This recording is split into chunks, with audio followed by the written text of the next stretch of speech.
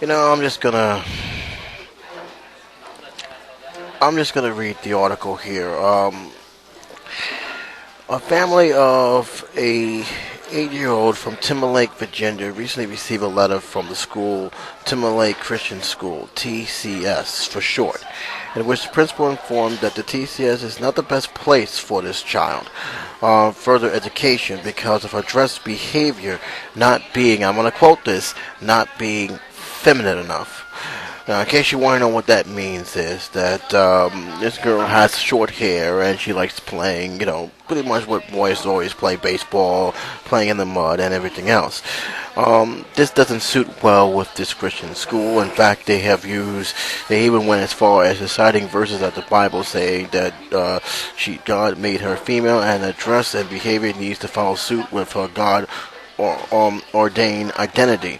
That TCS is not the best place for further education. Now, this is the school telling the parents that unless she act the way they feel a girl should act, that she's not welcome there. They try to defend her. Of course, the school, as always, tried to defend their decision, basically saying that this is a distraction. How, I don't know, and that they don't have a problem with it, but they need to follow the guidelines that are according to what God has given. Now, I want to make this very clear. This is a Christian school. Okay, this is not a public school. This is not a charter school. This is actually a Christian private school. And correspondent understandably upset the grandparents, Dora and Carol Thompson, who was adopted and raised the granddaughter. Carol told the station, "How do you label an 8-year-old or discriminate against an 8-year-old child? This just don't happen." This is what the grandparents said. How do you tell a child when she wants to wear pants and shirts and go out and play in the mud and so forth? How do you tell her, no, you can't? You got to wear pink bow and hair, and we got to let your hair grow out long. How do you do that? I can't do that. The Thompsons feel that Shannon is a completely normal girl, and the school's stance is absolutely unwarranted. Soon after they received the letter, the Thompsons pulled Shannon out of the TCS.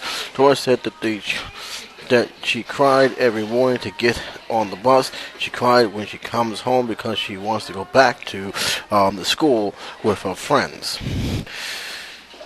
The school administration told the station off camera that Susan is a good student, but the problem extends far beyond the length, adding that disrupts the classroom environment, which it don't. I'm getting tired of schools trying to use that as a blatant excuse. But rather they just asking the family to follow the school guidelines. Amazing how they guideline excludes discrimination, but I'll get to the situation. The Thompson is sticking with their decision, reporting do not plan to re-enroll their granddaughter to TCS, and that is as far as it's going to go. There's 1,100 I'm sorry, I'm going to take that right. There's 11,067 comments on this. I'm kind of curious what they have to say.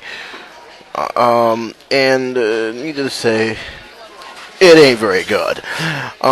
Here's the thing, gentlemen. I'm going to go right straight to the point here. I just recently posted a video about what has happened not too long ago with another child who had shaved her head bald to support her friend with cancer, and she was actually kicked out of school and was later reinstated after a huge backlash for that matter. And this is again falls under these policies and guidelines. In this case, it's the Christian school, and I just got one thing to say here. I am no stranger to some of the policies, some of the strict policies that these Christian schools, Catholic schools that are run by religious organizations have. If they want to run this game, if they want to throw this game out to center, because there's really not much that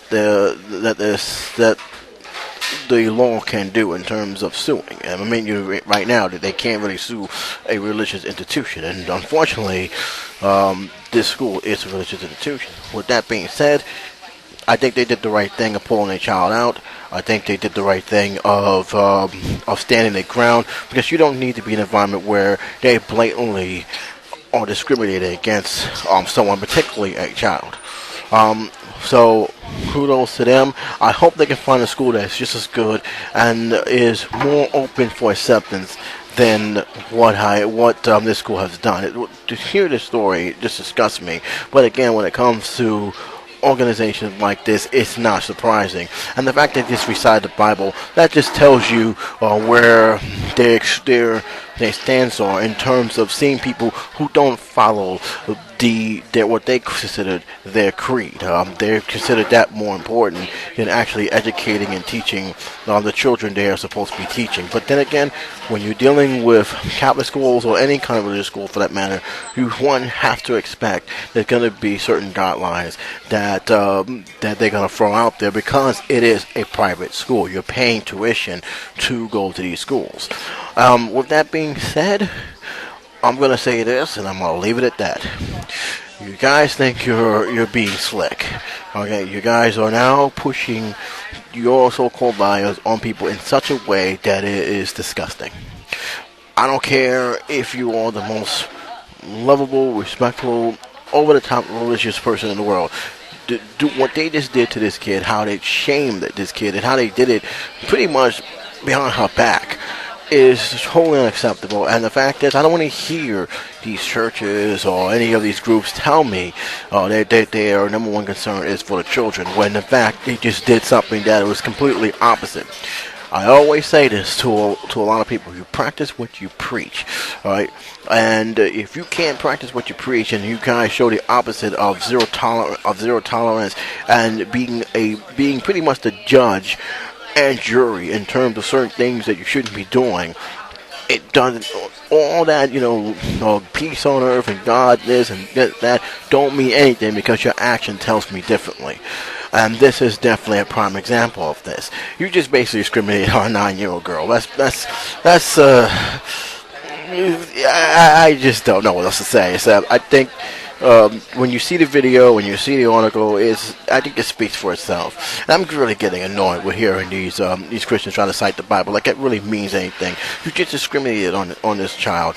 You just basically said that she's not girl enough for you, that she needs to be like this, and you just basically discriminated in such a way that this is living proof why we need to have separation of church and state. Now again, the only reason why I'm not going any further is it is a private school.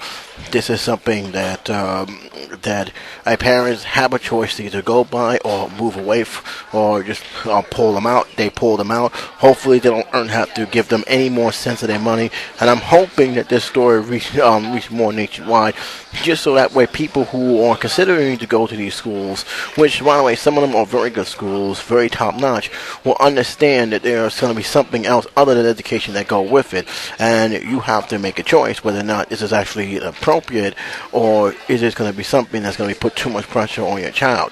The fact that I'm really mad about is they have judged this child on her looks.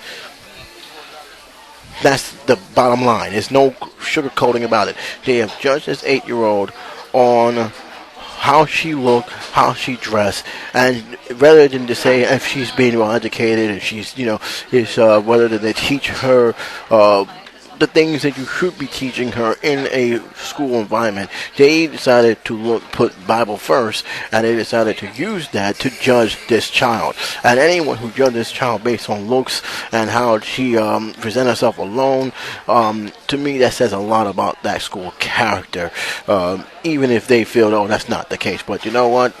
It's sad. It's really, really sad. I'm going to leave a link below. I'm going to let you guys judge for yourself. But till then, J77 saying take care, be safe. Talk to you soon.